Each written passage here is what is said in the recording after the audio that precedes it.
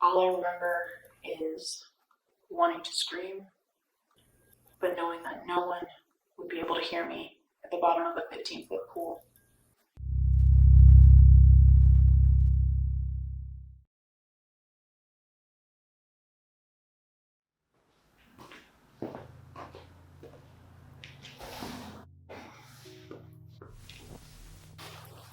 I was about 19 years old, and I was working as a lifeguard right out of high school on this beautiful island of Okinawa, Japan, on an Air Force base.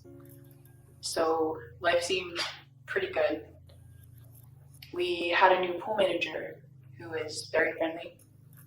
He had been a scuba diver instructor for over 40 years, and he offered us free scuba certifications. So as a lifeguard, making $9 or less an hour sounded like a pretty good gig to me. So we did the book work together, a group of lifeguards and I included.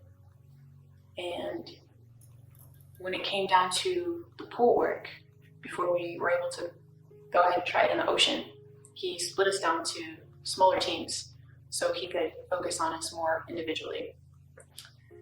I took this as an act of kindness, and I don't know if it's just that I trust people easily or that I was too naive, but I was excited and I showed up to class after work. Usually there was this other girl that joined me after work to do the pool work for the scuba certification. And her gear was out by the poolside right next to mine. She was at work that day with me. But when I put on my gear and jumped in the pool and resurfaced, she never showed up. He, however, jumped in the pool next to me, told me we were going to get started. And so I agreed. He told me to meet him underwater and that we would be doing some deeper water training that day. I trustingly started following him as he swam towards the deep end of the pool. And I thought maybe I was going too slow because he grabbed my ankle and started pulling me faster in that direction. His hand went from my ankle to my calf to my thigh, and upwards from there. When we got to the deep end, I started panicking. I felt like I couldn't breathe, and I didn't want to be touched where he was touching me underwater.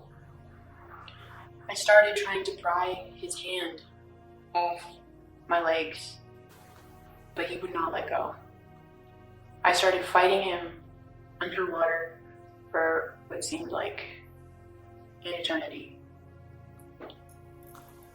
All I remember is wanting to scream, but knowing that no one would be able to hear me at the bottom of a 15-foot pool.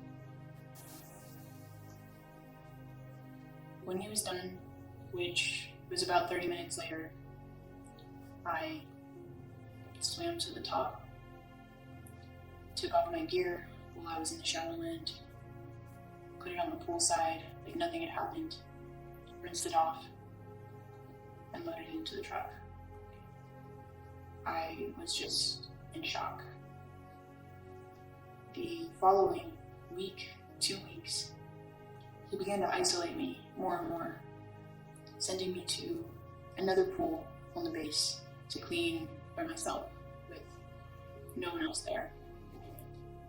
He wrote me up for things that I wasn't guilty of, such as not showing up for work or being late when I did.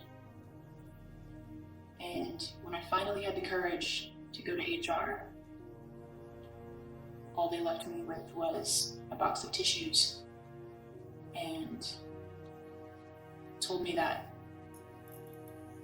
even if what he had done was the truth, and even if he had lied about this alibi he created about me, that there was no one else that could fill his position as the aquatics director, as the scuba director, or main scuba instructor on the island.